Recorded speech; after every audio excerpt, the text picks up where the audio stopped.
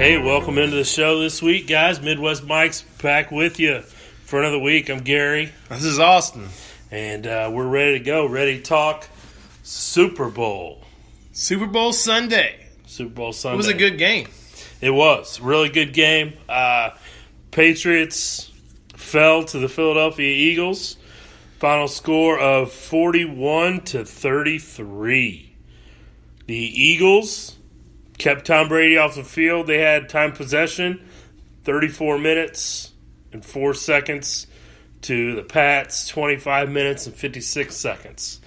So winning time possession obviously was the key to Philadelphia winning, and they got it done. You know, the crazy thing about that is they kept, I'm looking at the numbers here, they kept Tom Brady mostly off the field, right? Tom Brady and them only had the ball 25 minutes. 56 seconds. Brady still had 505 yards. Yeah. So Father Time has not caught up to him yet. And I would say this loss is not on Brady. This loss is more – I'm a Brady guy, so, I mean, I'll tell you that right now. But this loss is on that Patriots defense. And then also I'll give credit 100% to how aggressive the play calling was for Philly. Absolutely. You cannot fault Tom Brady for this loss at all. He was 24 for 48, 505 yards, like you just said, 3 touchdowns, no picks, total QBR of 83.8. And then Nick Foles, 28-43, 373 yards. 3 touchdowns, 1 pick, QBR of 88.6. So, I mean, yeah, the quarterback play was great. The offenses were firing up. I really, really, really enjoyed this game. I thought it was really fun to watch.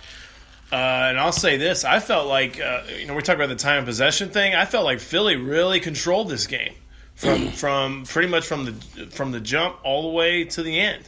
And I think Tom Brady said it in an interview. Tom Brady said that they felt like they were playing catch-up almost the whole time, which they were. Mm-hmm. Yeah.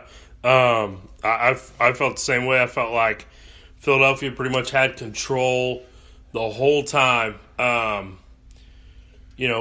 Philadelphia went up 7 with, 8 with around a minute left, I thought, all right, here we go. Tom Brady's going to go down and tie it, send it to overtime. Obviously, it didn't get that done, but, at no point did you really feel like, or at least for me, that the Pats had any kind of control over the game. No, and I'll say, and I got a text after the game, basically saying it's kind of crazy, because Doug Peterson is an Andy Reid disciple, and Andy Reid is notorious for kind of getting leads and then sitting on them and kind of getting, I don't know about ultra conservative, but just the play calling gets a little weird, a little erratic. Philly kept the pedal to the metal the whole time, which is exactly, they left everything on the field, which is exactly what you want to do. Well, I thought Philly played, I don't know about the defense, but the offense played a pretty much perfect game. Yeah. Philadelphia they did only turn the ball over one time. Nick Foles threw that pick, but really that wasn't on him. That was a great play by the defender on a deflected ball. Yeah. The receiver, I think it was Jeffrey, kind of tipped it up into the air. The safety was coming over, kind of reached back with one hand and scooped it in. It was really more of a good defensive play than a bad throw by Nick Foles. And I thought we were going to get one interception from Foles. I was like, I think he's good for one pick. But yeah, I'm with you on that. I don't think that pick wasn't on him at all. Mm-mm. Was he trying to? He made some really, really good throws. Nick Foles, man. That's like, backup quarterback playing in the Super Bowl and winning the Super Bowl MVP. A guy who 2 years ago decided to quit football. Came back with backup quarterback for the Chiefs. Started one game for us, looked pretty good, and then he kind of took that and then got the backup role because we drafted Mahomes. Got the backup role with Philly. You didn't think you were really going to hear much for him. Then Wentz gets hurt. He plays a couple games where he's kind of spotty. And then, really, man, playoffs, I thought he shredded the Vikings defense. Yeah. Foles, man, he really took it up. The thing that helps Foles out is that Philly has a great running game. I mean, they use all their running backs. They did. They had 27 rushes for 164 yards on Sunday. Philadelphia did. So yeah, they ran the ball, almost 30 times, 164 yards. That's a pretty good day on the ground. We talked about the trade before. I mean, how big time was that trade for Jay Ajayi, man? That's huge. And he starts in the Super Bowl, and Miami fans are like, well, they're like, well, all right, but like, man, great trade. Blunt comes in, plays well. Clements. I think Blunt was the leading rusher and did have a touchdown. Clements got a I think Clements got a touchdown too. I think. I don't know. I just looked at Blunt's stats before we started. Blunt's a former Patriot, and he's been in the league for a while. But I mean, I just to take away from that game, I thought it was a great game. And I don't think you can take anything away from Tom Brady. A lot of people want to get on Brady or whatever because a lot of people have hate on Brady. I mean, I don't know. I don't understand. I enjoy watching great players, especially guys that they do it the right way. They work hard, never had any problems, whatever. But yeah, dude, like I thought Philly played phenomenal. And if you would have told me before the game Tom Brady's going to throw for over 500 yards, 3 touchdowns, no picks, I'd have said they probably win 42-21. And at the same time, too, I saw a stat come out yesterday that Collins was talking about. He said, never, ever in the history of the NFL has a team got 600 yards and lost. Ever. Any game. Never. Yeah. So you tell, hey, the Patriots are going to get 600 yards. Oh, they win, right? They win. Absolutely. Because they added 113 yards rushing. So, yeah, just over 600 yards total for the game.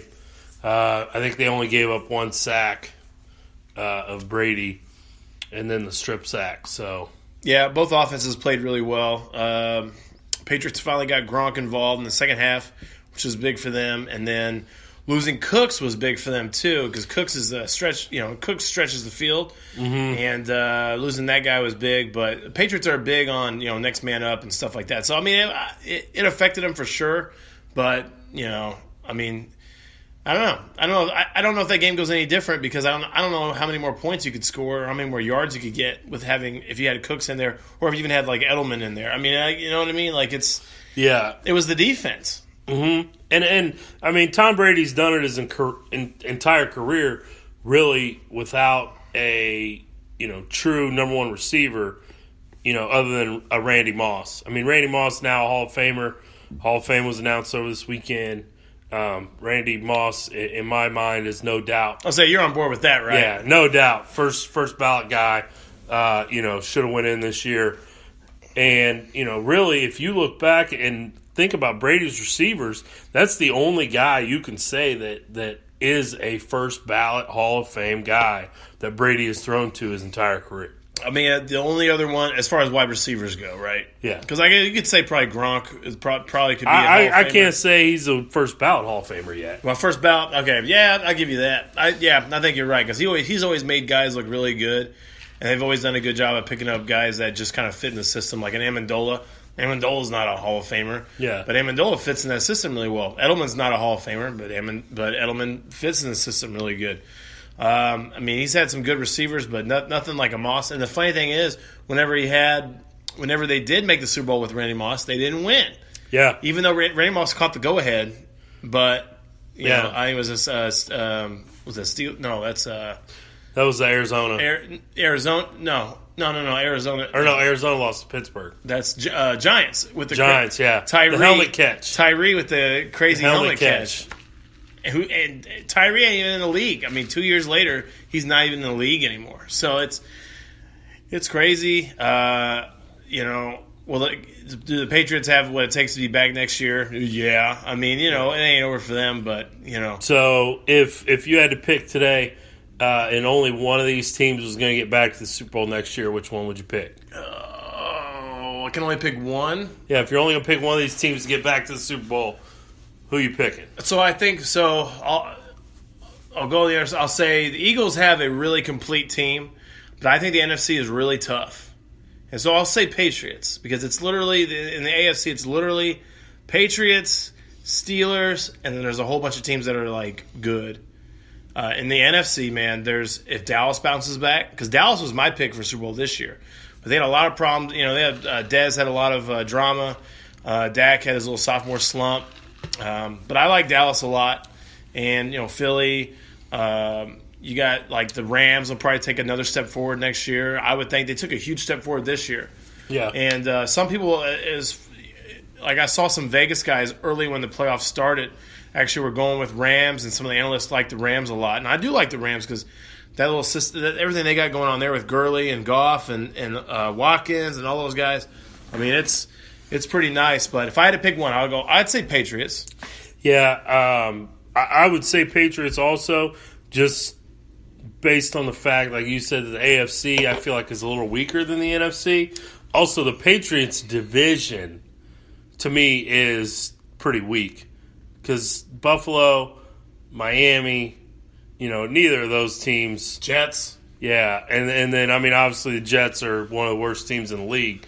So, and I don't think Buffalo or Miami are ready to unseed those. Whereas the NFC East, like we were talking earlier, has not had a repeat division champion since the Eagles did it in 2003, 2004.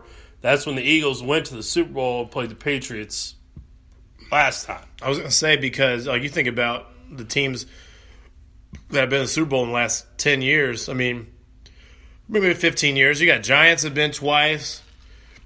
Now Philly. Dallas has had a pretty good team. And I think even Washington – did Washington win it, the division, the year that Griffin's rookie year?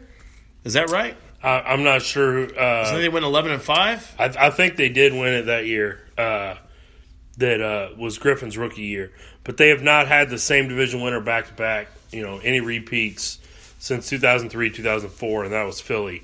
So yeah, and that just goes to show you, that the NFC is tough. Yeah. Even think about that, like the NFC North. Really, like Detroit's always been pretty good.